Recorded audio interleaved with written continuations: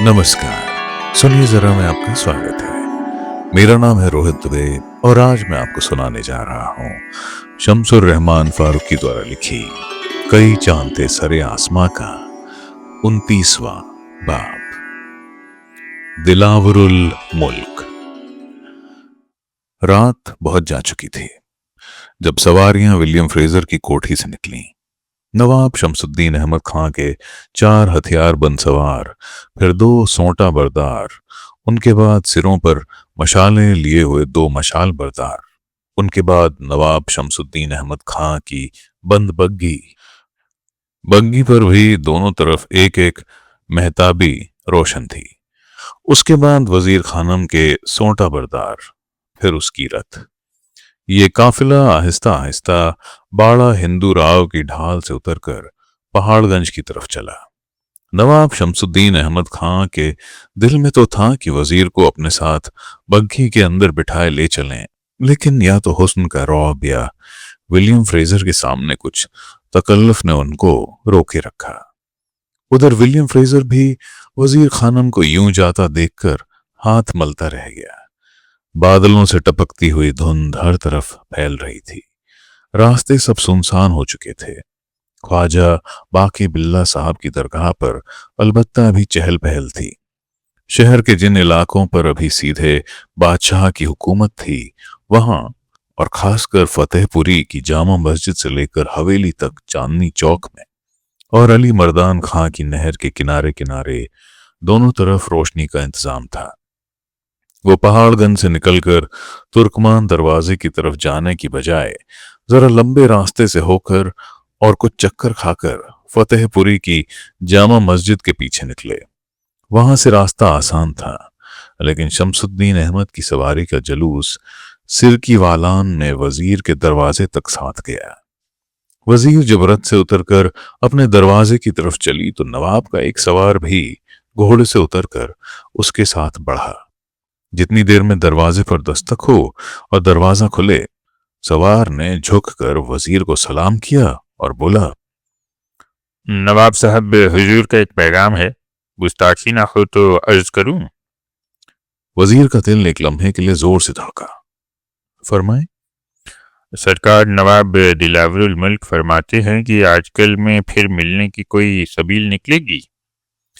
इस सवाल का मतलब वजीर के लिए बिल्कुल साफ था। नवाब शमसुद्दीन अहमद जानना चाहते थे कि वजीर इन दिनों किसी की पाबंद तो नहीं है। ज़हन नसीब, सरकार कब तशरीफ लाने का ख्याल रखते हैं? कल ही किसी वक्त, अगर मुमकिन हो। कोई 4 घड़ी दिन रहे, अगर सरकार को फुर्सत हो। जी, बहुत बेहतर। आपको सुबह इत्तला हो जाएगी। यह कहकर सवार वापस हुआ। इधर दरवाजा भी खुल चुका था। वजीर खानम सीधी अपनी ख्वाबगाह में चली गई। उसका दिल संभावनाओं के ख्याल से लबरेज था। सुबह पहला काम वजीर ने यह किया कि घर की सफाई और थोड़ी बहुत सजावट का बंदोबस्त किया और नवाब शमसुद्दीन अहमद खां और उनके घराने के बारे में कई जगह से मालूमात हासिल की। ये वो जमाना था कि नवाब शमसुद्दीन अहमद और विलियम फ्रेजर के ताल्लुकात में तलखी पूरी तरह घर कर चुकी थी। अपने छोटे सौतेले भाइयों अमीनुद्दीन अहमद और जियाउद्दीन अहमद से उन्होंने बहुत पहले ही बिगाड़ ली थी। घर में 2 बीवियां पहले से थीं, लेकिन उनसे भी वो खुश न थे। बादशाह के यहाँ उनका कुछ रसूख न था कि उनकी दोनों रियासतें अंग्रेजों और फिर अलवर के मरहूम राजा बख्तावर सिंह की मेहरबानियों का नतीजा थी। इस वजह से सियासी दुनिया और घरेलू दुनिया दोनों ही में वो तन्हा थे। उनके मिजाज में गुरूर, गर्मी और जल्दबाजी अलग थी। लिहाजा अपने साथ वालों में भी वो किसी की गहरी दोस्ती हासिल न कर सके थे। हाँ, फयाजी और खुले हाथ का होने और बहादुरी के सबब रियाया और आवाम दोनों में वो बेहद प्रचलित थे। लॉर्ड लेक ने अच्छी खिदमत के इनाम, कदर बढ़ाने और शुक्रिया के तौर पर नवाब अहमद बख्श खां को बड़ी जागीरें अता की थीं, जिनमें फिरोजपुर झिरका एक पूरी रियासत के बराबर था। अलवर के महाराजा बख्तावर सिंह ने भी सम्मान और कदर बढ़ाने की गरज से अहमद बख्श खां को लोहारू की रियासत ही नहीं, अपनी माशूक और महबूब औरत मूसी की बहन मुद्दी भी बख्श दी। अंग्रेजों ने उन्हें फखरुद्दौला रुस्तम जंग का खिताब दिया था। बख्तावर सिंह ने उन्हें दिलावरुल मुल्क का खिताब दिया। इस तरह नवाब अहमद बख्श खां अपने जमाने के बड़े लोगों में शुमार होने लगे। अंग्रेजों से उनके ताल्लुकात दोस्ताना और कमोबेश बराबर के थे। मूसी और मुद्दी कम असल औरतें थीं। उनके मजहब के बारे में भी ठीक से मालूम नहीं, शायद हिंदू होंगी, क्योंकि यह भी सुना गया है कि महाराव राजा बख्तावर सिंह के देहांत 1815 पर मूसी उनके साथ सती हो गई थी। लेकिन हुस्न, सलीके और अपने अपने मर्द को पूरी तरह अपना दीवाना बना लेने में दोनों ही बेमिसाल थीं। जल्द ही मुद्दी के पेट से अहमद बख्श के यहाँ एक बेटा शमसुद्दीन अहमद खां, फिर एक बेटा इब्राहिम अली खां और दो बेटियां पैदा हुईं। इब्राहिम अली खां की मौत बचपन ही में हो गई। इसी बीच अहमद बख्श खां ने बरलास मुगल खानदान की एक हसीना बेगम जान से शादी कर ली। उनके पेट से अहमद बख्श खां के घर में दो बेटे अमीनुद्दीन अहमद और जियाउद्दीन अहमद और 5 बेटियां पैदा हुईं। शमसुद्दीन अहमद सब में बड़े तो थे ही, बाप की तरह लंबे तगड़े और खूबसूरत, इल्म हासिल करने में बहुत चुस्त दुरुस्त, निजी लियाकत और मामलात के इंतजाम की क्षमता और काबिलियत में माहिर थे। मिजाज अमीराना था। अल्लाह ने उन्हें सब कुछ दे रखा था। इसके बावजूद इस बात का कोई इम्कान न था कि वो बाप की गद्दी पर बैठ सकेंगे। उनकी मां न सिर्फ आपस की न थी, बल्कि नवाब की निकाही भी न थी। सारा घराना उनके खिलाफ था। लेकिन मुद्दी ने अपने अच्छे बर्ताव और अहमद बख्श खां को खुश रखने में जान तोड़ मेहनत से सारे विरोध का दरवाजा बंद कर दिया। नवाब अहमद बख्श खां ने मुद्दी से बाकायदा निकाह कर लिया और उन्हें बहू खानम का खिताब देकर अपनी बेगम होने का ऐलान कर दिया और साथ ही साथ नवाब शमसुद्दीन अहमद खां को फिरोजपुर झिरका की नवाबी का जानशीन भी मुकर्रर कर दिया। इस तरह शमसुद्दीन अहमद और उनकी वालिदा की हैसियत पलक झपकते ही खाक से उठकर आसमान चूमने लगी। लेकिन बेगम जान और उनकी औलाद की नाखुशी और भी बढ़ गई। उनके विरोधों के बावजूद अहमद बख्श खान ने फरवरी 1825 में एक वसीयतनामा तैयार करवाकर उस पर जनरल अख्तर लोनी और सर चार्ल्स मेटकाफ की गवाही करा ली। इस वसीयतनामे के मुताबिक अहमद बख्श खान ने फिरोजपुर झिरका की मसनद पर शमसुद्दीन अहमद खां को और लोहारू की मसनद पर बेगम जान के बड़े बेटे अमीनुद्दीन अहमद खां को अपना जानशीन मुकर्रर किया।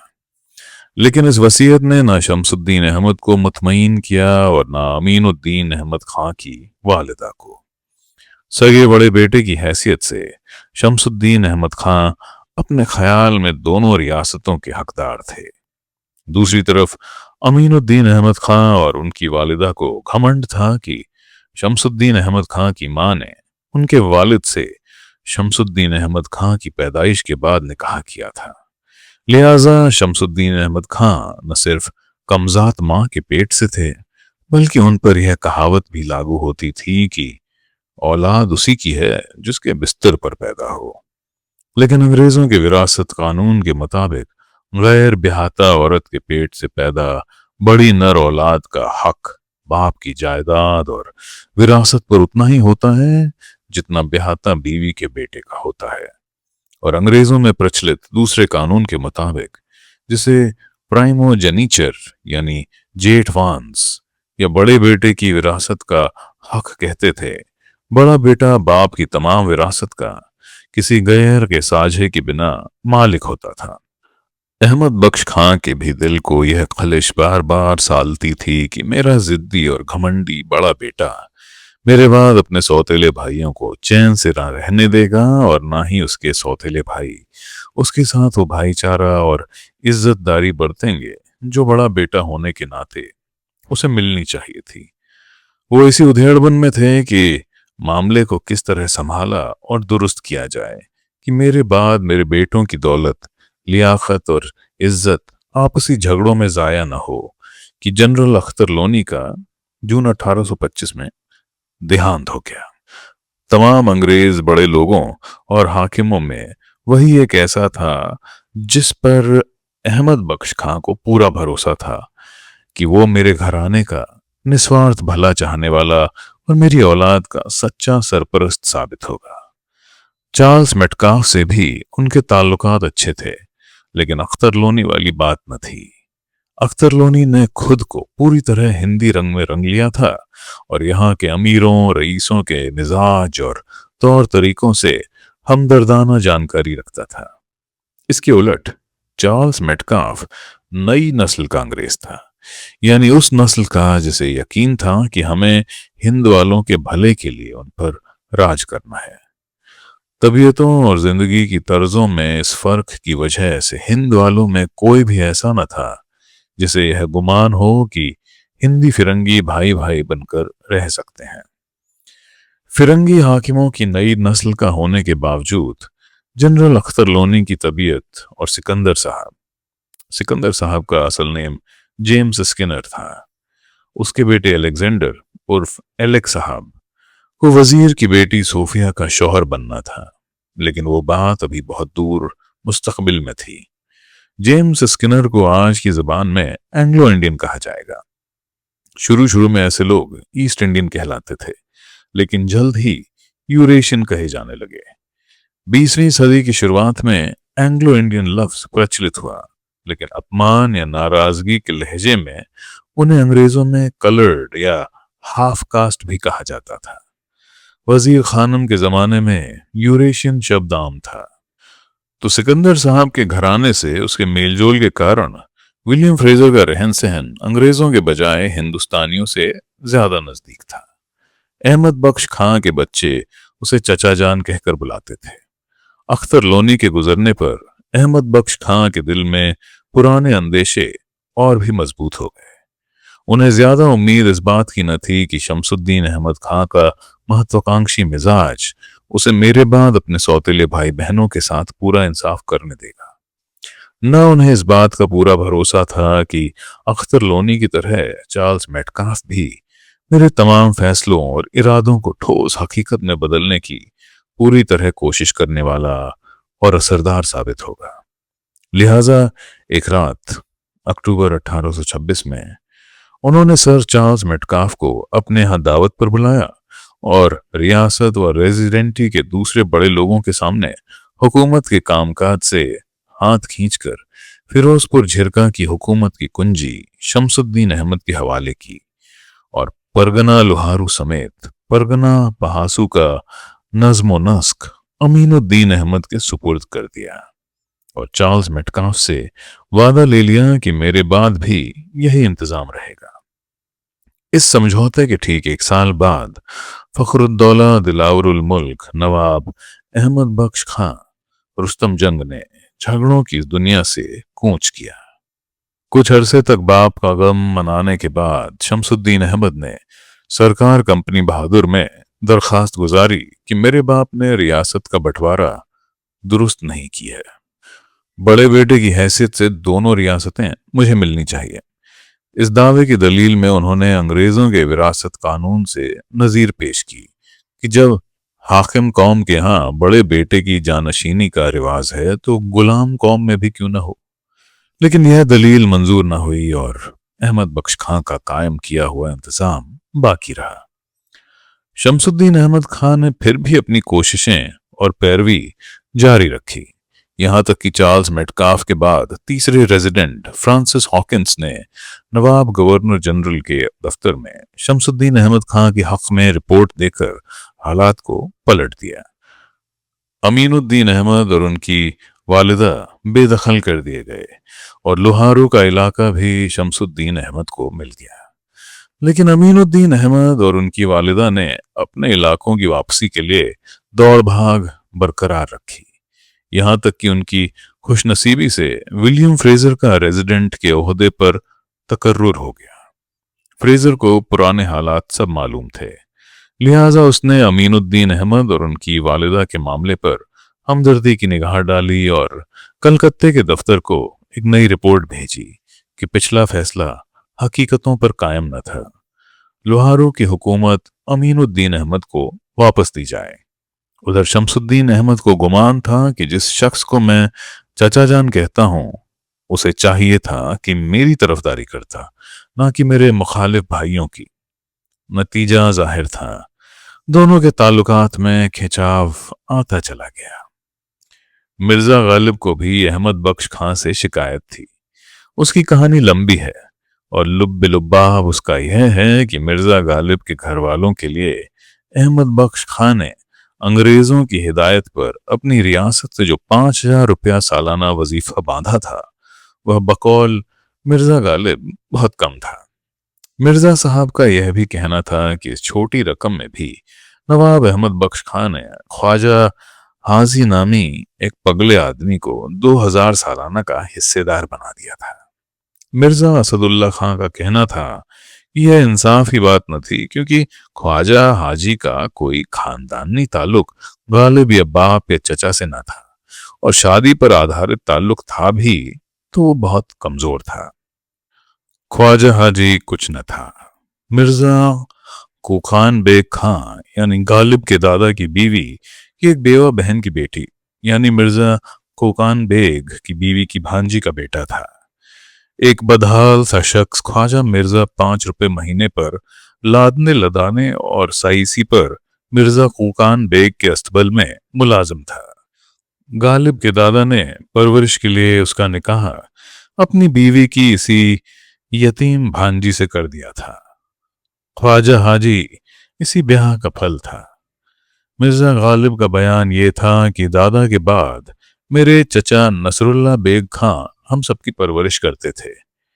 एक अचानक हादसे में मिर्जा नसरुल्ला बेग की मौत के बाद हमारी तन्हाई और बेकसी से फायदा उठाकर ख्वाजा हाजी ने हमारे खेमे लूट लिए और मिर्जा मरहूम के पड़ाव का सारा सामान, यहां तक कि खेमे और छोलदारियां, पालकियां, फर्श फरूश सब लूट लिया और ऊंटों पर लाद कर नवाब अहमद बख्श खां की खिदमत में बतौर नजराना पेश कर दिया।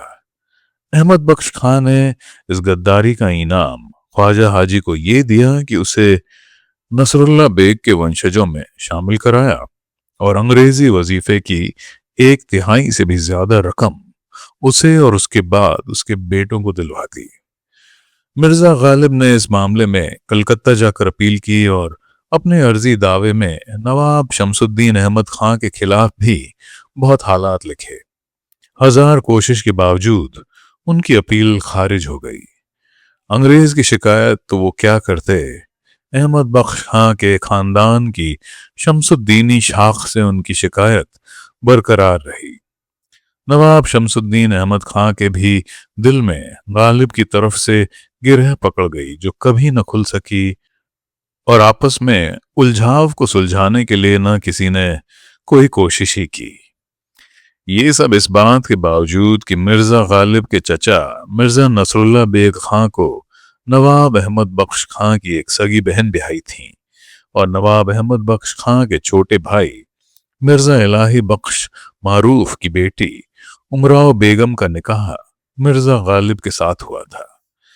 जाहिर है नवाब शमसुद्दीन अहमद खां के लिए यह वक्त ऐसा न था कि दिल के मामलों का एक रोग पाल लें, लेकिन इश्क अजीम बिस्यार करदस्तों कुनद, मतलब इश्क ने इससे ज्यादा किया है और करता ही रहता है।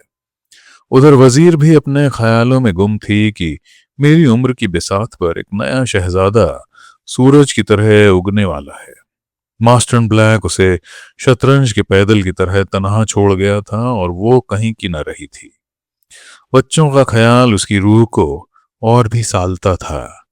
किस तरह उन्हें पालूं, जिलाऊं, परवरिश करूं, राह से बेराह न होने दूं। अंग्रेज तो वो हो ही जाएंगे, लेकिन अपनी माँ को माँ समझें, अपने देश अपनी मिट्टी की बूबास पहचाने। ऐसा हो कि उन्हें समंदर पार विलायत भी जाकर रहना पड़े तो अपने घर को भूल न जाएं, और यह भी क्या पता कि नवाब साहब हमेशा के लिए मुझे पूरी तरह कबूल ही कर ले। क्या मालूम सिर्फ चंद दिनों का दिल बहलावा चाहते हो। लेकिन मैं तो इन शर्तों पर राजी होने वाली नहीं। नवाब शमसुद्दीन अहमद का अंजाम क्या होना था, इसका जरा सा भी गुमान किसी को न था। उस वक्त तो वे फिरोजपुर, झिरका और लोहारू पर बिना किसी हिस्सेदार के काबिज थे। माना कि अंग्रेज रेजिडेंट से उनकी बनती न थी और उसने उनके खिलाफ रपट सरकार कलकत्ता को भेजी थी, लेकिन ये तो राजकाज के मामले थे। यह ऐसी ऊंच नीच होती ही रहती है। आखिर कोलब्रुक साहब रेजिडेंट ने भी तो नवाब साहब के खिलाफ कैफियत लिखी थी, तो क्या हुआ? हॉकिंस साहब ने आकर सब ठीक कर दिया। फर्ज किया कि फ्रेजर साहब ने कुछ नामुआफिक लिखा भी तो फ्रेजर साहब सदा को थोड़े ही रहेंगे, अगला कोई आएगा, मामला को फिर ठीक कर देगा। फिर दिल्ली की बादशाही भी तो है, क्या पता कल कला मराठों या किसी और के बल पर आला हजरत की सल्तनत मुल्क में दोबारा हर तरफ हो जाए। अल्लाह के लिए कुछ मुश्किल नहीं, क्या पता अल्लाह मियाँ को रहम आ ही जाए। उसे हजरत मोहम्मद की शान में लिखे हकीम मोमिन खां साहब के कसीदे के शेर याद आए। ए जिसमें तू जाने आफरीनिश, जाने तू जहान आफरीनिश, ई सवियां बलब रसादंद, जाने मानो जाने आफरीनिश, ता चंद बा ख्वाबे नाज बाशी, फारिग ज फगाने आफरीनिश, बरखेज की शोर कुफ्र बरखास्त, ए फितना निशाने आफरीनिश। मतलब, ए तू जिसका बदन कायनात की जान है और जिसकी जान पूरी कायनात है, इन ईसाइयों ने मेरी जान और पूरी कायनात की जान को होठों पर लाकर अटका दिया है। पूरी कायनात और उसके लोगों की बाविला से बेखबर तू कब तक ख्वाब नाज में रहेगा? अब तो उठ, ए कायनात के फितनों को बिठाने वाले, कि कुफ्र का शोरगुल हर तरफ उठ रहा है। हकीम मोमिन खां साहब बड़े बड़े मौलानाओं के यहाँ उठते बैठते थे, उनकी दुआ में कुछ तो असर होगा। नवाब शमसुद्दीन अहमद खां की खूबसूरत और भारी भरकम शख्सियत, उनका रईसाना रख रखाव, उनका अखलाक, ये सब छोटी बेगम के दिल में घर तो कर गए थे, लेकिन क्या उसका दिल भी उनके यहाँ अटक गया था? पता नहीं उसे ब्लैक साहब से कितनी गहरी मोहब्बत थी। उनकी मौत पर वो रोई तो बहुत थी, लेकिन शायद वो सिर्फ मास्टर ब्लैक पर नहीं रो रही थी। उसकी तकदीर, उसके बच्चे, दिल्ली में उसका घर जिसे अब वह घर न कह सकती थी, वो इन सब का मातम कर रही थी। लेकिन ब्लॉक साहब फिर भी उसे प्यारे लगते थे, और नवाब शमसुद्दीन अहमद, उनसे वो कुछ डरती भी थी। हालांकि ब्लॉक साहब से उसे कभी डर न लगा था। नवाब साहब हजार उसके हम कौम थे, लेकिन खुदा मालूम उनका रौब उस पर बहुत था। उसने सोचा कि अगर नवाब साहब से कोई रिश्ता रखना है तो अपने दिल से उनका रौब निकालना होगा। सुबह नवाब शमसुद्दीन अहमद के चौबदार ने आकर इत्तला दी कि नवाब साहब असर की नमाज के बाद जलवा अफरोज होंगे। उम्मीद है कि खानम साहब को उस वक्त फुर्सत होगी। वजीर ने जवाब में कहला दिया कि जरूर तशरीफ लाएं, बंदी के दीदा व दिल अभी से फर्शे रहा है। चौबदार ने सलाम किया और इनाम लेकर रुखसत हुआ, इस इरादे के बावजूद कि मैं नवाब साहब के रौब में ना आऊंगी। उसका दिल फिर धड़कने लगा कि खुदा जाने किस तरह उन्हें बरतूं कि अपनी बात हेठी ना हो और उनका भी मन मैला ना हो। नवाब की आमद की तैयारियों और अपने को ठीक करने और सजाने में वक्त किस तरह निकल गया, उसे खबर ही ना हुई। वह सोचती ही रह गई कि उम्दा खानम से कुछ गुर ज्ञान पूछ लेती तो अच्छा होता। मुकर्रर वक्त से कुछ ही पल गुजरे होंगे कि सिर की वाला में हटो बचो का शोर बुलंद हुआ। नवाब साहब की अंग्रेजी ढंग की घोड़ा गाड़ी में 4 अरबी घोड़े जुते हुए थे।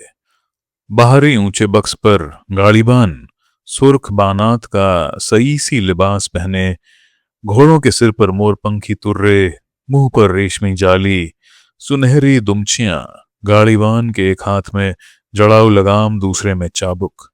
गाड़ी के आगे पीछे 4-4 हथियारबंद सवार, दोनों तरफ तेज कदमों से चलते दो सोंटा बरदार। नवाब साहब पूरी शान से उतरे। सदर दरवाजे पर वजीर ने खुद अगवानी की, झुककर मुबारक सलामत कहा। चांदी के गुलाब पाश से उनके कपड़ों पर हल्के इत्र की फुहार डाली, गले में हार डाला और कहा, ए आमदनत बाइसे दिल शादी है मां, मतलब कि ए आप कि जिनका आना मेरे दिल की खुशी का सबब है। जह नसीब के आपके कदम इस हकीर जूती घर तक पहुंचे। हम अकेली रहने वालियों का नसीबा जागा। बिस्मिल्लाह, तशरीफ लाइए। नवाब ने अपने गले से मोतियों की एक लड़ी उतारकर वजीर के सिर पर आहिस्तगी से लपेट दी और मुस्कुराकर कहा, आप ही की तरह मुझे भी यहां आकर दिली खुशी हुई। नवाब का हाथ अपने हाथ में लिए हुए वजीर उन्हें अपने छोटे से दीवान खाने में लाई। नवाब हर चीज को बगौर देखते थे, गोया घरवाली का सुगड़ापा और सामान की कीमत आंक रहे हों। वजीर के पास मास्टर ब्लैक की हवेली का बहुत सारा सामान तो था ही, उसे घर ठीक से रखने का तौर भी खूब आता था और उसने मास्टर ब्लैक और एबी मेम साहब से इस बारे में बहुत कुछ सीखा भी था, क्योंकि घर की सजावट का अच्छे खाते पीते अंग्रेजों को भी खूब शौक था। वजीर के घर की हर चीज में नफासत और सफाई सुथराई थी। एक खामोश खामोश सी सजावट जो दिखावे या फूहड़पन से कोसों दूर थी, और उससे भी बढ़कर यह हुनर था कि जो चीज जहां रख दी गई थी, चाहे आईना हो या तस्वीर या कोई गुलदस्ता, ऐसा लगता था कि बस वहीं के लिए बनी है। अंग्रेजों में एक ऐब यह था कि वो घर को अजीबो गरीब चीजों का ढेर बना देते थे। लगता था कि जो चीज जहां पाई उठा ली और लाकर घर में कहीं डाल दी, वहां उसके लिए जरूरत या जगह हो या ना हो।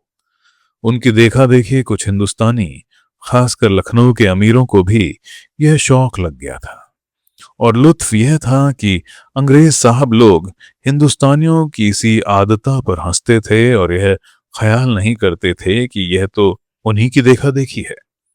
फैनी पार्क्स ने अशरफुद्दौला और उनके बाप मुंतजिमुद्दौला हकीम मेहदी के बारे में वजीर को बातों बातों में बताया था कि फतेहगढ़ की उनकी महलसरा में इतना और इतनी तरह का सामान ठुसा हुआ था कि खड़े होने की जगह मुश्किल से मिलती थी।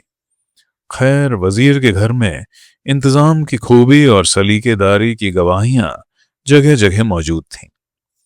दीवान खाने की कैफियत यह थी कि ड्योढ़ी से निकलकर दाईं तरफ दालान थी, उसके सामने आंगन और दालान के दूसरे सिरे पर चौकोर कमरा था जो लंबाई में चौड़ाई से कुछ ही ज्यादा था। सारे कमरे में कालीन का फर्श था जिस पर सफेद चांदनी बिछी हुई थी। कहीं कहीं चांदनी के ऊपर फिर कालीन पड़े हुए थे। कमरे में 4 दरवाजे और 2 खिड़कियां थीं। 2 दरवाजे और दोनों खिड़कियां पूरब की तरफ थीं।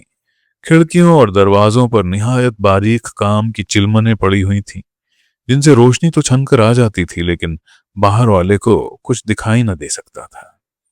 एक बड़ा बिल्लौरी झाड़ छत से लटक रहा था।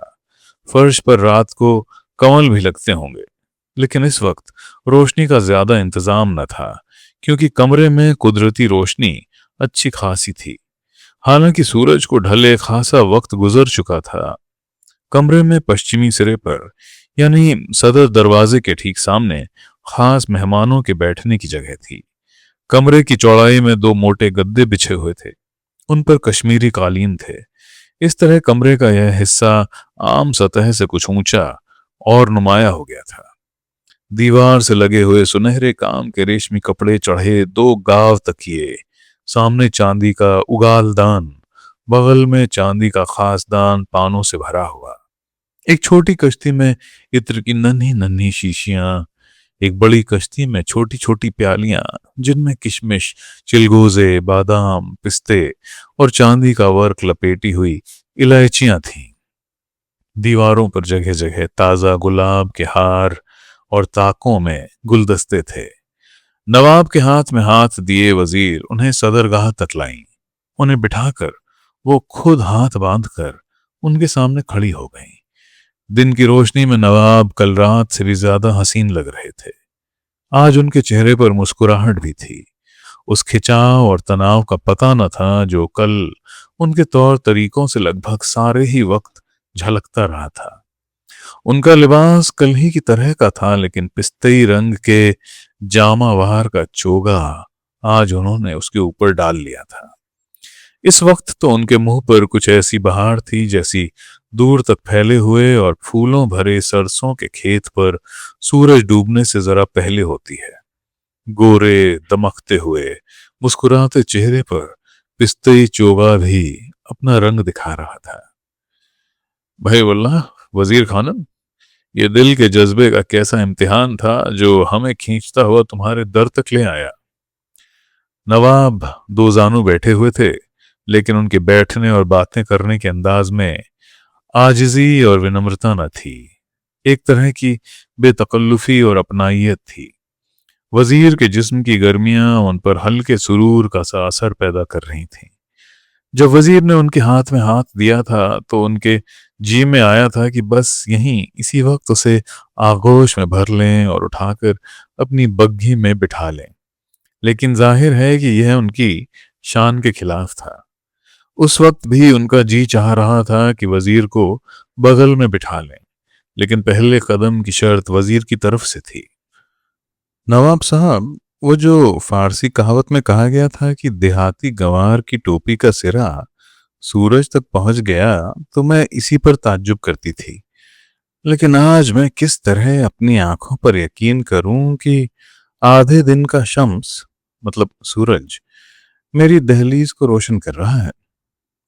लेकिन तुम्हारा चेहरा तो खुद रोशनी फैलाने वाले सूरज की तरह है। भाई वल्लाह, ये सुनहरा बारीक दुपट्टा तो तुम्हारे हसीन मुखड़े के चारों तरफ सुनहरे बादलों की तरह है। काश यह बादल छाटें और चेहरे और गर्दन से झलकता हुआ नूर हमारी आंखें रोशन करे। भाई वल्लाह। वजीर ने मास्टर ब्लैक तो क्या, नवाब यूसुफ अली खां से भी ऐसे ताजे जुमले और चुस्त फिक्रे न सुने थे। और नवाब के लहजे और आवाज में मेवात का खड़तलपना कतई न था। इसके उलट उनके गले में ब्रिजभाषा का लोच और नजाकत थी। इसकी एक वजह तो यह थी कि उनकी मां राजपूताने के उस इलाके की थीं जो ब्रिज नगरी से एकदम लगा हुआ है, और वहां की राजस्थानी में ब्रिज का सुनहरा रंग यूं झलकता था जैसे पानी के घरेलू चश्मे में पलती हुई सुनहरी मछलियां झमकती हैं। दूसरी बात यह थी कि नवाब की दाई पिलाई और दाई खिलाई दोनों सहारनपुर और मुजफ्फरनगर के शरीफ लेकिन गरीब मुसलमान घरानों की बेटियां थीं। वो छोटी उम्र की थीं कि डाकू उन्हें किसी मेले से उठा लाए और नवाब अहमद बख्श खां के यहाँ औने पौने बेच गए थे। सरकार की बारीक बीन निगाहें वहां भी खूबियां देख लेती हैं जहां कुछ नहीं होता। इसे नवाब की रियाया परवरी ना कहूं तो क्या कहूं। वजीर ने जवाब दिया, तुमने तो पूरे चांद की तरह इस घर को रोशन कर रखा है। इसमें बारीक बीनी की क्या बात है। अंधा ही हो जो तुम्हारी खूबियां ना देख पाए। हमारा बस चले तो तुम्हें चांदनी की तरह ओढ़ कर सो जाएं। सरकार ने मुझे चांद कहा, मेरी इज्जत बढ़ाई, लेकिन आलिजा तो रियासत के शम्स और रईसी के सूरज हैं। सूरज के आगे चांद की कुछ हैसियत नहीं। आलिजा ने अरबी की कहावत जरूर सुनी होगी कि चांद का नूर सूरज से है। सूरज अपनी मंजिल में चला जाएगा और चांद की चांदनी लिपटी लपेटी धरी रह जाएगी। भाई वल्लाह, आपके फिक्रे क्या हैं? फिक्रेबाजियां हैं। कहीं इन फिक्रों में आप हमें उड़ा ही ना दें। नवाब ने हंसकर कहा, सरकार, हम तो खुद घास की सूखी पत्ती हैं। हुजूर की मेहरबानी की ठंडी हवा का इंतजार कर रहे हैं कि हमें उड़ा ले जाए और मंजिल से मिला दे। और मंजिल कहाँ है आपकी, ये तो बताया नहीं आपने। घास के पत्ते की मंजिल क्या, तरोताजा हो तो गुलदस्ता, सूखा और पतझड़ का मारा हो तो भट्टी। लेकिन आप न घास की पत्ती हैं न पतझड़ की मारी। अभी तो आप पर ठीक से बाहर आई ही नहीं। वजीर ने मुस्कुराकर सिर झुका लिया और तालिब आमुली का शेर पढ़ा। जगारते चमनत बरबहार मिन्नत हास्त कि गुल बदस्ते तू अज शाख ताजा तरमानद। मतलब, तुम जो फूलों को तोड़े लिए जा रहे हो तो बहार के मौसम पर एहसान कर रहे हो, क्योंकि तुम्हारे हाथों में पहुंचकर फूल अपनी डाली से बढ़कर ताजा रहता है। नवाब शेर सुनकर फड़क गए। यह भी था कि इससे ज्यादा खुली दावत न वजीर की तरफ से मुमकिन थी और न नवाब को कबूल होती। दोनों ने एक दूसरे का मतलब ठीक पढ़ लिया था। नवाब ने अपने गले से मोतियों की माला उतारकर वजीर की तरफ बढ़ाई। छोटी बेगम, सुभान अल्लाह, क्या पाकीज़ा बात तुमने कही। है वल्लाह, ये लो, हमारी तरफ से कबूल करो। नवाब इंतजार में थे कि अब वजीर क्या कहती या करती है। छोटी बेगम कहकर पुकारने के मानी शायद उस पर जाहिर हो, शायद ना हो।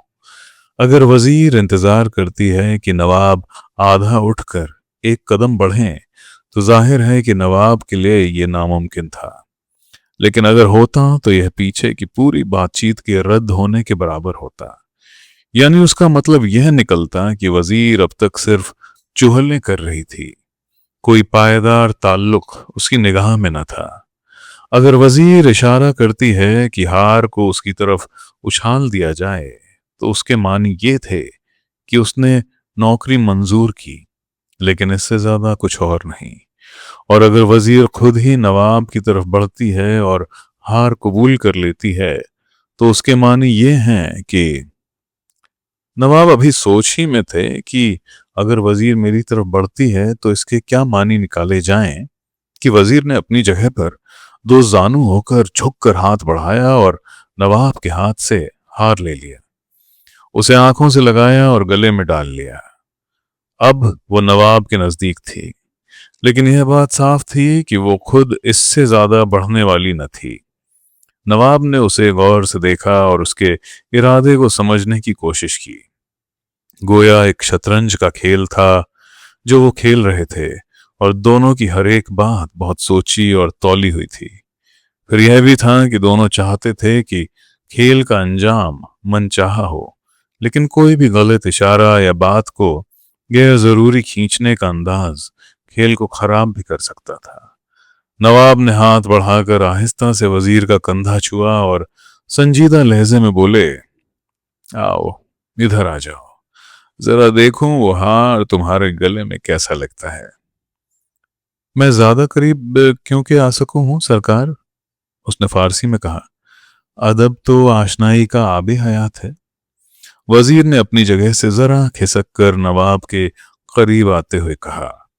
अब भी दोनों के दरमियान हाथ डेढ़ हाथ का फासला था, लेकिन दोनों के चेहरों पर इश्तशाख की लाली भी लहरें मार रही थी। लफ्ज आशनाई, जिसका एक मानी तैरना भी है, ने एक और दरवाजा खोल दिया था।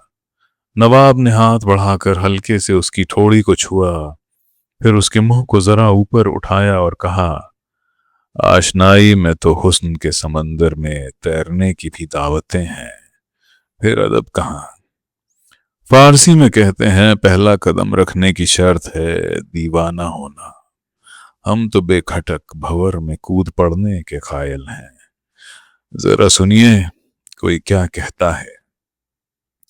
गर हुस्न तू ई चुनी फुजू ख्वाद शुद, कारे हमा कस मशके जुनू ख्वाद शुद। दर बहरे गमत कश्ती अखले सद नूह, मानिंदे हुबाब सर निगू ख्वाहाद शुद।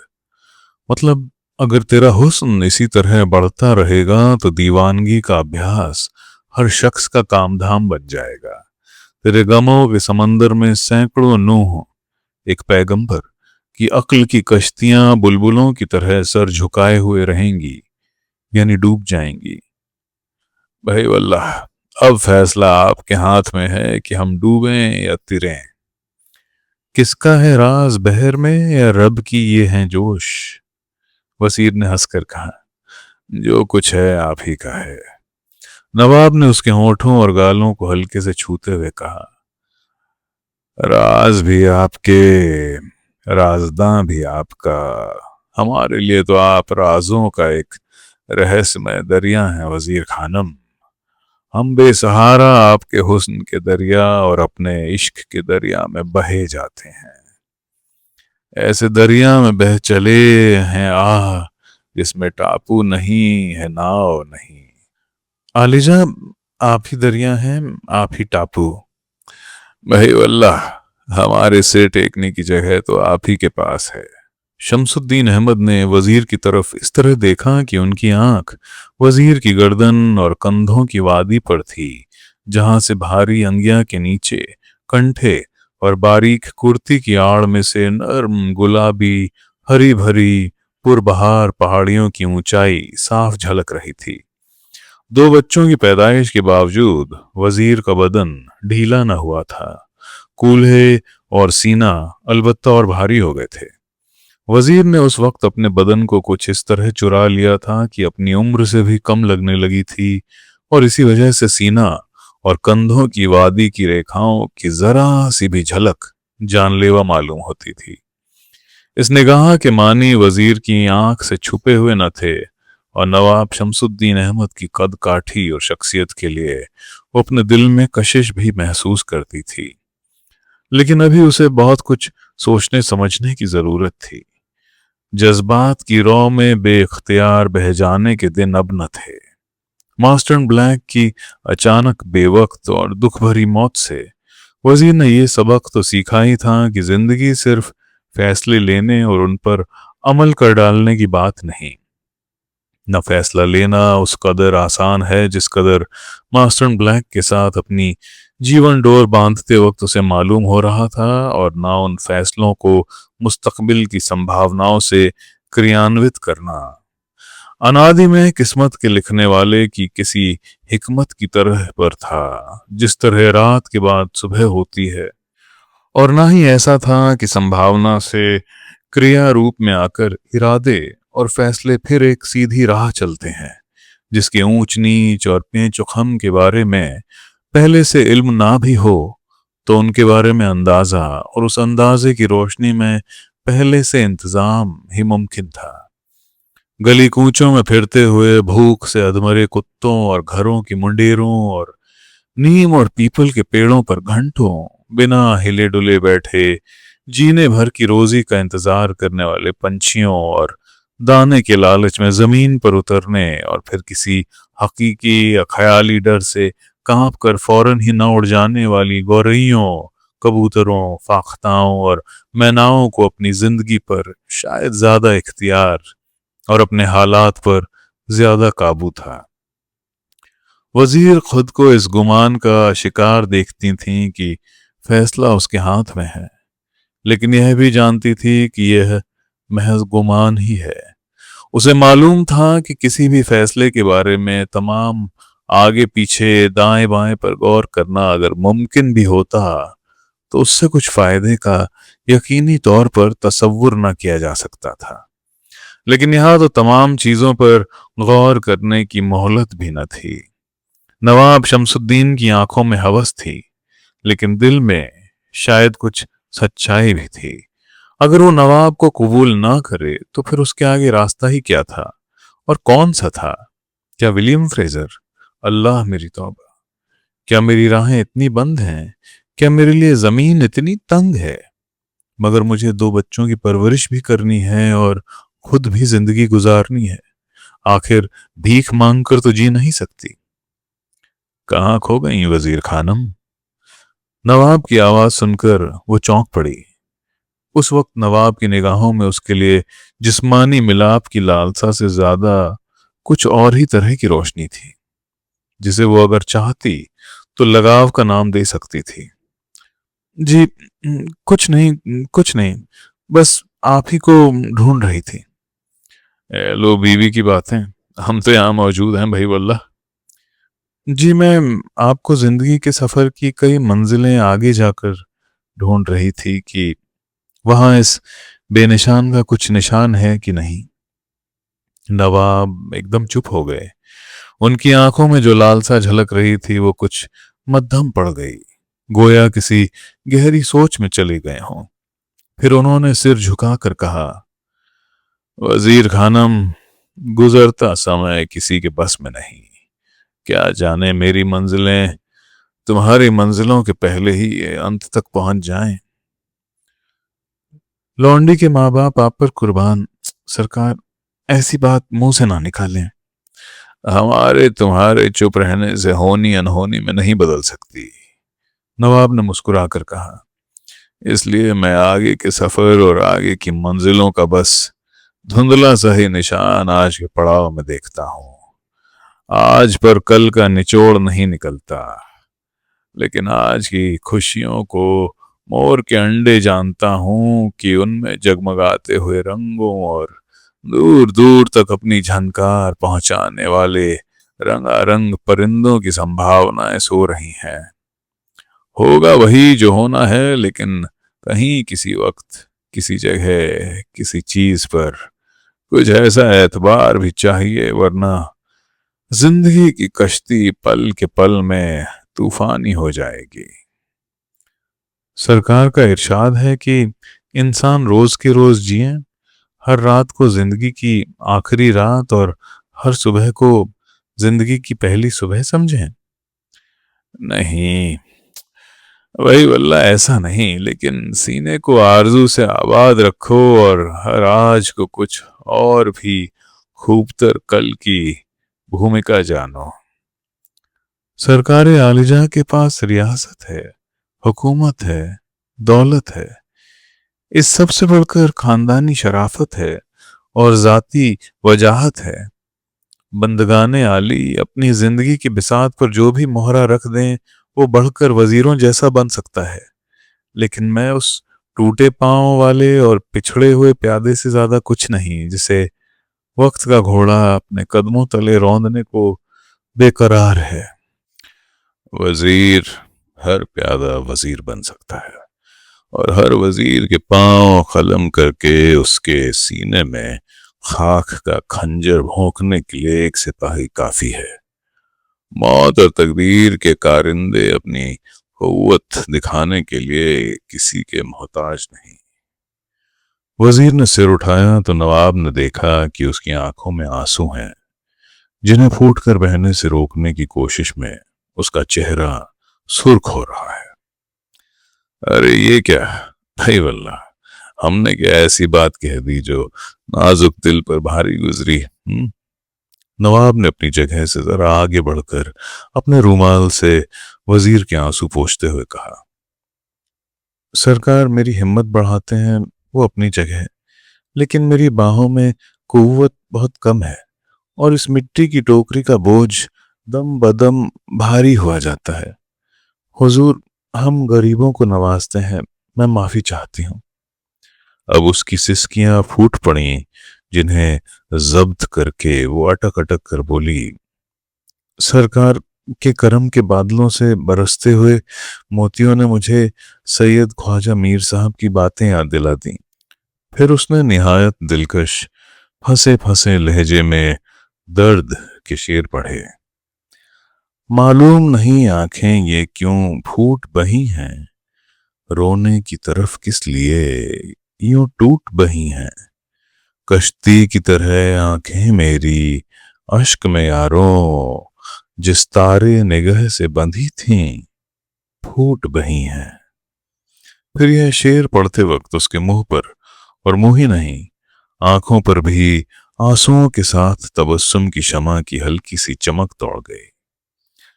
सरसब्ज ये किस जलवे से हुई आंखें जो इतना दरिया की तरह खेत मेरा लूट बही हैं। नवाब जो हर शेर पे कुछ सिर झुकाए कुछ निगाहें उठाए वल्लाह सुभान अल्लाह वाह वाह कर रहे थे, इस आखिरी शेर पर खुद को रोक न सके। उन्होंने वजीर को अपनी तरफ खींचकर उसका सिर अपने सीने से लगा लिया और उसके बालों पर हाथ फेरते हुए कहा, मैं तुम्हारी कुव्वते बाजू बन सकता हूं, जिन आंसुओं ने तुम्हारे सब्र का खलिहान लूटा है और बेपनाह सैलाब की तरह तुम्हारी हस्ती पर छा गए हैं, मैं उनके सामने बांध की तरह सीना तान कर खड़ा हो जाऊंगा। आज की रात के बाद ये आंसू तुम्हारी आंखों में नहीं, तुम्हारे दुश्मनों के घरवार बर्बाद करेंगे। आपकी परवरिश, आपका सीना अल्लाह ने हवेली की दीवार जैसा चौड़ा और आसमान को छूने वाला बनाया है। वजीर ने सिर उठाकर आंसू पोंछते हुए कहा। नवाब चाहते थे कि उसका मुंह हाथों में लेकर एक बोसा ले लें, लेकिन वजीर उनकी गिरफ्त से निकलकर खड़ी हो गई और अपने दिल के हिलोरों पर काबू पाकर बोली, हुजूर, सांझ फूले मुद्दत हो गई। आप खाना किस वक्त खाना पसंद करेंगे? इजाजत हो तो इंतजाम किया जाए या वक्त की मुनासिबत से कुछ गजल या ख्याल सुनवाया जाए? अगर मिजाज आली का इस तरफ झुकाव हो तो उसका दुपट्टा लहराकर सिर व सीने से ढलक आया था, लेकिन बज़ाहिर उसे इसकी परवाह नहीं थी। भाई वल्लाह, ये अच्छी बात हुई। गजल का दिल चाह रहा है, लेकिन आप तो गाएंगी नहीं। इस जुमले में यह इशारा भी था कि नवाब ने वजीर के बारे में मालूमात कर ली है और उन्हें मालूम है कि वो नाचने गाने का काम नहीं करती।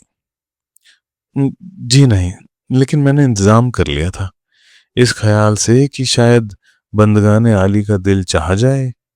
नई गाने वाली है, अभी अभी जालंधर से दिल्ली में आई है। खूब, बहुत खूब। तो फिर देर का आएगी भाई वल्लाह। जी, अभी हाजिर होती है। वजीर ने यह कहकर मोरछल हिलाने वाली बांदी को इशारा किया।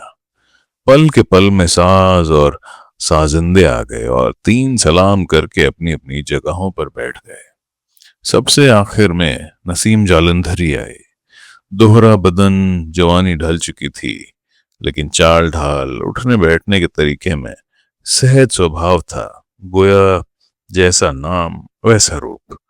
उन्होंने 7 सलाम किए, फिर आगे बढ़कर नवाब का दाहिना हाथ चूमा और कहा, क्या सुनाऊं? जनाबे आली की मर्जी क्या है?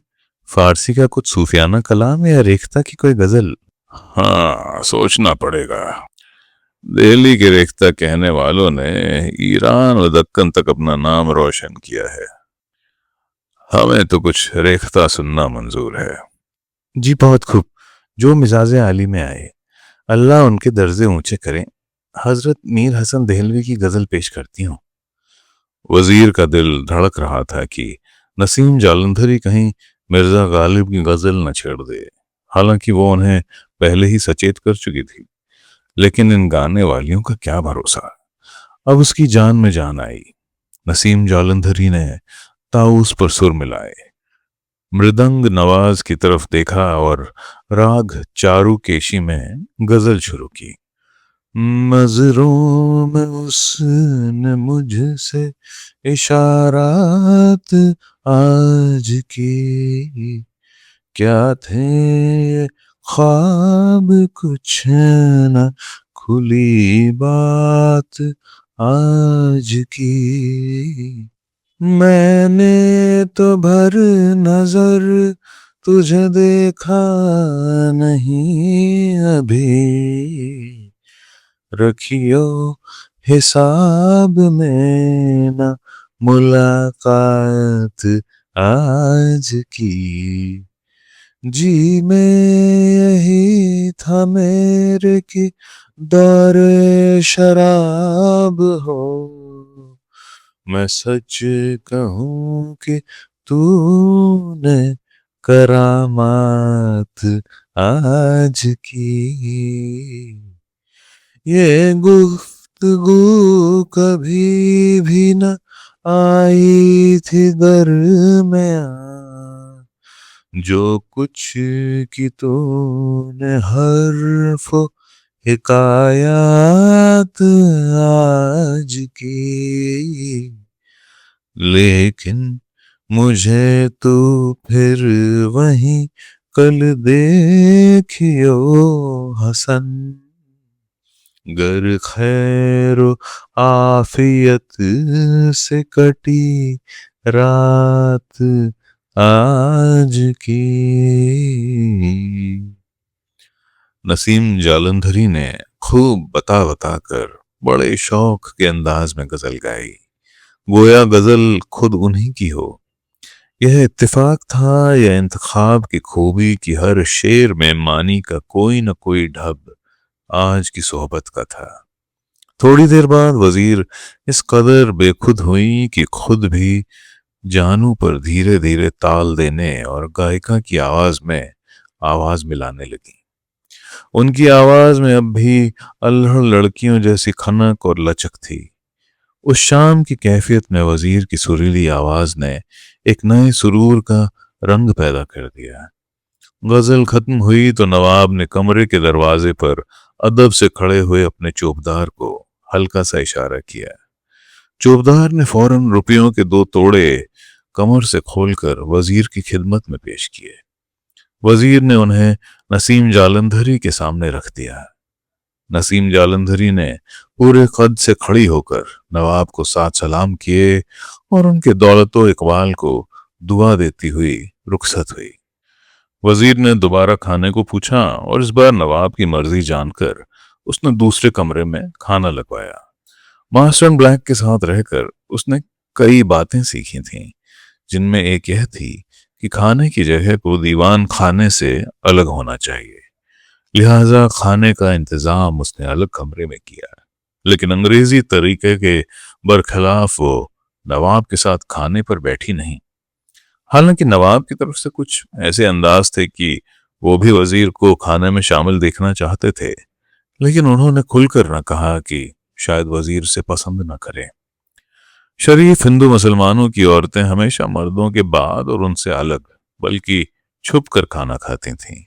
खाना सारा हिंदुस्तानी था और बाहर से पकवाया गया था। सिर्फ अंग्रेजी केक नई गैर मुल्की चीज थी जो वजीर ने अपने हाथ से तैयार किया था। खाने के दौरान वजीर उनके सामने नहीं, बल्कि दाईं तरफ और कुछ पीछे खड़ी हर चीज का बंदोबस्त कर रही थी और नवाब को इसरार करके खिला रही थी।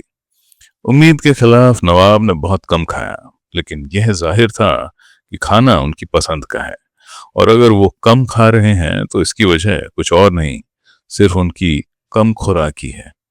खाने के दौरान खाने की तारीफ या वजीर की तरफ से किसी चीज के खाने पर इसरार के सिवा कोई बातचीत नहीं हुई कि यह हिंदुस्तानी तौर तरीकों के खिलाफ था। खाने के बाद भिंडे और पान का दौर चला। वजीर ने जयपुरी किवाम की सोने के वर्क में लपेटी हुई और चांदी की तीलियों से छिदी हुई गिलोरियां खास तौर से तैयार कराई थीं। नवाब बात बात पर खुश होते, बांदियों से कोई खुश दिल जुमला कहते और उन्हें इनाम देते। एक बांदी जो जरा तेज थी बोली, सरकार ने खाना बहुत कम नोश फरमाया, लेकिन बातें करते नहीं थकते। ये बात नहीं भाई, वल्लाह हमने खाने में जल्दबाजी की। हमारे तुर्किस्तान से हों लेकिन असलन तो अरब हैं। अरब बहुत जल्द जल्द खाना खाता है भाई, वल्लाह वजीर खानम, आपने वो शोरबे वाला वाकया नहीं सुना है क्या? सरकार, हम ईरान तुरान अरब मिस्र क्या जाने। वजीर ने भी नवाब के अंदाज से शह पाकर जरा बेतकल्लुफ होकर कहा, हम जहानाबाद की घर दर वालियां, हम तो बस यहीं की बोलियां बोले हैं। जी बहुत खूब, इसीलिए तो आपकी तूती हर तरफ बोलती है। इस पर रसीले मामाएं खिलखिलाकर लेकिन हल्की आवाज में हंसी। सरकार, वो शोरबे वाला वाकया? हाँ, तो ऐसा हुआ कि किसी अरब से किसी ईरानी ने पूछा कि भाई वल्लाह तुम्हारे यहाँ ठंडे शोरबे को क्या कहते हैं? अरब ने जवाब दिया। नवाब एक पल को ठहरे और उनके चेहरे पर हल्की सी शरारत भरी मुस्कुराहट आई। अरब ने जवाब दिया, हम लोग शोरबे को ठंडा ही नहीं होने देते, फौरन पी जाते हैं। वजीर दुपट्टे में मुंह छुपाकर हंसी। इस बार असीलों की हंसी ज्यादा खुली हुई थी। सारा घर हंसता हुआ सा लग रहा था। उनके नौकर कामगार भी खाना खा चुके थे, लेकिन नवाब अभी महफिल को तय करने की बजाय कुछ और देर तक कायम रखना चाहते थे। वजीर अब उनके सामने ही जरा दाईं तरफ घुटने मोड़कर बैठी थीं, लेकिन दोनों में अब भी वही 1-1.5 हाथ का फासला था। नवाब बार बार वजीर के चेहरे की तरफ देखते, जैसे कुछ कहना चाहते हों, लेकिन कुछ सोचकर रुक जाते हों। पूरी विनम्रता के बावजूद वजीर के चेहरे पर अजब तरह की गर्मी थी, जिसे तेज ही कह सकते हैं, और नवाब को वजीर की निकटता में वह तेज उतना ही साफ महसूस हो रहा था जितनी रोशन होकर उसके जिस्म की आंच उन तक पहुंच रही थी। वजीर के जिस्म की गर्मी और उसके चेहरे के तेज दोनों ने मिलकर नवाब शमसुद्दीन अहमद को कुछ ऐसी हलचल में डाल दिया था जिससे आज तक वो कभी दो चार न हुए थे। आम हालात में तो यह होता कि वो वजीर से कह देते, या अगर आम दस्तूर पर मुकम्मल तौर पर अमल किया जाता तो अपने दारोगा या मुशाता की ज़बानी कहला देते कि खाने के बाद रात भी यहीं गुजरेगी। लेकिन नवाब को यह बात किसी नामालूम वजह से गलत और नामुनासिब लगी थी। उन्होंने सोचा था कि वहां पहुंचकर किसी बारीक ढंग से अपनी मर्जी का इजहार कर देंगे, लेकिन जैसे जैसे शाम भीगती गई, वजीर के चेहरे पर तेज की सी कैफियत बढ़ती गई। अब यह आलम था कि रात गुजारने की नीयत का ऐलान तो दूर रहा, अब नवाब के जी में आ रहा था कि रात रुकने की इजाजत मांगे, लेकिन ये लफ्ज भी उनकी जबान पर ना आ रहे थे। और देर थी कि हुई जा रही थी। बात का फैसला कर लेना या फिर रुखसती का पान लेकर महफिल से उठ जाना जरूरी होता जा रहा। वजीर ने शायद नवाब की कश्मकश को भांप लिया था, लेकिन वो ऐसा कोई भी इशारा न देना चाहती थी जिससे उसकी तरफ से जरा भी इसरार या गरजमंदी या दिलचस्पी ही जाहिर हो। अव्वल तो उसे अपने दिल का हाल पूरी तरह समझ में ना आ रहा था कि वो खुद से क्या चाहती है और नवाब से क्या उम्मीद रखती है। लेकिन ये बात भी थी कि उसे डर था कि अगर नवाब के सामने मैंने खुद को किसी भी तरह बेताकत दिखाया तो वे इसे बेहयाई या उतावलापन समझ बैठेंगे, फिर बात बिगड़ भी सकती है। लेकिन ये खामोशी भी तो बेमौका बल्कि और भी दुख और उलझन की वजह थी। आखिर दोनों एक दूसरे का मुंह तकने के लिए तो वहां नहीं बैठे थे। सरकार का जी चाहे तो ख्याल की कोई बंदिश सुनवाओ या कहवा हाजिर करूं?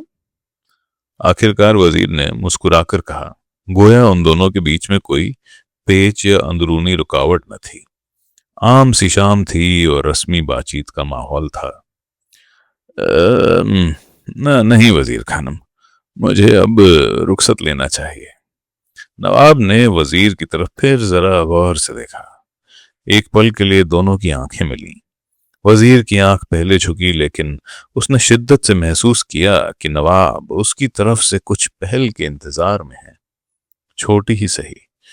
और अगर उसने नवाब की उम्मीद पूरी न की तो आज की शाम उन्होंने जितना फासला तय किया था उसे नए सिरे से तय करना होगा। अल्लाह, अब वो मुबारक घड़ी कब आएगी जब हुजूर के कदमों की खाक से ये अंधेरी कोठरी दोबारा चमक उठेगी। वजीर की मुस्कुराहट में उस वक्त अल्हड़ कुंवारियों के पहले पहले लगाव किसी सादगी थी, गोया अभी उसे आगे के उतार चढ़ाव की कुछ खबर न हो। उसकी मुस्कुराहट उसकी आंखों से बेसाख्ता उभर कर उसके मुंह पर चली आई थी। उसका सारा चेहरा कुंदन की तरह दमक रहा था। नवाब शमसुद्दीन अहमद के जी में आया, कह दें हम यहां से जा ही कहां रहे हैं जो दोबारा आने का जिक्र हो। लेकिन जाहिर था कि अब उसका वक्त निकल चुका था, अगर कभी था। नवाब अपनी जगह से उठे, बढ़कर उन्होंने वजीर के गालों को हल्के से छुआ और दरवाजे की तरफ चले। उनके पीछे खड़ी हुई बांदी जूतियां पहनाना चाहती थी कि वजीर ने झपट कर जूतियां खुद ले लीं और नवाब के कदमों की तरफ झुक गई। नवाब ने फौरन पांव पीछे कर लिए और बोले, नहीं वजीर खानम, ये हरगिज नहीं होगा। भाई वल्लाह, आप मुझे शर्मिंदा ना करें। इतनी देर में बानी ने दौड़कर जूतियां वजीर के हाथ से ले लीं और उसी लम्हे नवाब का सोंटा बरदार भी एक कश्ती में जामावार का दोशाला और बनारसी कमख्वाब का थान और कई थैलियां लेकर हाजिर हुआ। नवाब ने दोशाला अपने हाथ से वजीर को ओढ़ाया। रेशमी थान और रुपयों की थैलियों के बारे में वजीर की तरफ अध सवालिया नजरों से देखा। वजीर की कनखियों का इशारा पाकर एक बांदी ने सोंटा बरदार के हाथ से कश्ती लेकर सिर पर रख ली और अंदर चली गई। वजीर ने शॉल को सिर कंधे पर लपेटकर बुकल से निकाल लिया, गोया नमाज पढ़ने जा रही हो। कद्रदानी और शुक्रिया के इस अंदाज की नजाकत नवाब से छुपी न थी। वो मुस्कुराकर कुछ कहने वाले थे कि वजीर ने झुक झुक कर सलाम किए और बोली, बंदगाने आली की परवरिश के चर्चे सारे मुल्क हिंद में हैं। हम तो जब तक जिएंगे सरकार के गुण गाएंगे, लेकिन हम तो कुछ और पूछ रहे थे। आखिरी जुमले में उसने लगाव के रंग में कुछ नाज का भी अंदाज शामिल कर दिया था। नवाब की कमर में आवेग सा उठा, उनके पांव में हल्की सी कंपकपी भी आई। उनके जी में आया वहीं फर्श पर लेट जाएं, कहें कि बहुत थक गया हूं, छोटी बेगम जरा कमर दबा दो। लेकिन दोनों के मिजाज को देखते हुए यह सब मुहाल बातों में शामिल था। उन्होंने कहा, जल्द ही, इंशाअल्लाह जल्द ही मिलना होगा। कभी आप भी हमारी विरह की मारी दहलीज को मिलन की बहार से गुलनार करें तो क्या खूब हो भाई वल्लाह। बंदी आपसे बाहर कब है? आप असल बहार हैं। मैं तो वो पतझड़ की सुखाई हुई पत्ती हूं जिसे आपने अपने कदमों तले लाकर दोबारा जिंदा कर दिया। ऐसे मसीहा के फरमान का ताबेदार हो जाना मेरी सोई हुई किस्मत का बेदार हो जाना है। शमसुद्दीन अहमद ने देखा कि बुकल की आड़ में वजीर के चेहरे पर वो सफाई और फबन थी जो नई दुल्हनों के चेहरे पर भी न होगी। उसकी आवाज इस कदर शिष्ट थी, उसके अल्फाज इस कदर सफाई और तहजीब से अदा हो रहे थे, गोया कोई ऊंचे दर्जे का शायर कलाम सुना रहा हो। बहुत खूब, इंशाअल्लाह जल्द मिलना होगा, लेकिन जी चाहता है कि रुखसत होने से पहले आपको मौलाना उर्फी का एक शेर सुनाया जाए। इरशाद हो, कन्नीज दिलो जान से सुन रही है। नवाब जरा रुके, गला साफ किया, गोया शेर सुनाने में कुछ तकल्लुफ हो। फिर बोले, लेकिन ये शेर एक खास गरज से सुना रहा हूं। दूर पार भला आपको कोई गरज क्यों हो, लेकिन शेर अता फरमाए। नवाब ने शेर पढ़ा। नाज़म बहुस्नो इश्क की अज जामे इत्तेहाद, मस्तंद अज मियाना हया कम नमी शवद। मतलब कि मैं नाज करता हूं हुस्न और इश्क पर कि दोनों एकता की शराब से मस्त हैं, लेकिन फिर भी शर्मो हया उनके बीच से जाती नहीं। वजीर अभी दाद का कोई लफ्ज अदा न कर पाई थी कि नवाब बोल उठे, छोटी बेगम, एकता के जाम और पिएं, खूब पिएं और खूब पिलाएं, मगर पर्दा तो पर्दा है, हया ही का सही, यह भी एक अदाए नाज है। खुदा ना करे जो मैं आपसे नाज करूं, मुझसे कितनी ही आपकी जूतियों पर कुर्बान हो। सरकार की मेहरबानियों के सूरज की चमक ने मेरी आंखों को चकाचौंध कर दिया है, और कोई बात नहीं। हया अगर पर्दा है तो कोई उसका पर्दा खोलने वाला भी है। नवाब शमसुद्दीन अहमद ने समझ लिया कि मेरी बात को जहां पहुंचना था वहां पहुंच गई है। उन्होंने मुस्कुराते चेहरे से कहा, बहुत खूब, अब इजाजत दी जाए, आपसे मिलकर हमारा जी खुश हुआ। नवाब को जूतियां पहनाई गईं। एक बुजुर्ग खादिमा ने आकर उनकी बलाएं ली, दुआ पढ़कर फूंकी। वजीर ने लंबी डंठल के सुर्ख गुलाब की एक बड़ी सी कली हाथों का गुलदान बनाकर नवाब को पेश की। नवाब ने वजीर के दोनों हाथ अपने हाथ में लिए, उंगलियों को अलग अलग बोसा दिया और कहा, जाए बोसा अस्त सरे अंगुष्त है ना, बस्ताए तू गुंचा गुल शुद्ध कि गुल अज दस्त तू चीदन दारद। मतलब तुम्हारी मेहंदी लगी उंगलियों के सिरे चूम लेने के काबिल हैं, कली फूल बन गई क्योंकि फूल इस लायक हैं कि तुम्हारे हाथ से तोड़े जाएं। इस तोहफे ने और इसके हुस्न ने हमसे कुछ कहा है।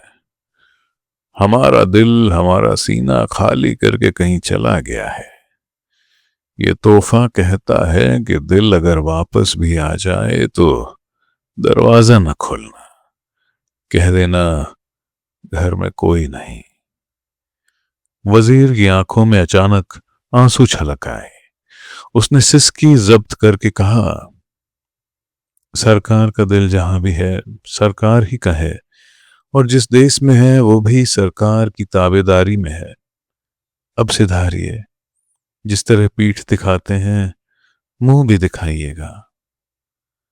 नवाब ने आहिस्ता आहिस्ता अपनी उंगलियों से वजीर की आंखें पोंछी, दिल पर हाथ रखकर जरा झुके सलाम किया। वजीर के सिर पर हल्के से हाथ रखा और नरम लहजे में बोले, ठीक है। अरबी में कहावत है, हर काम अपने वक्त पर होता है।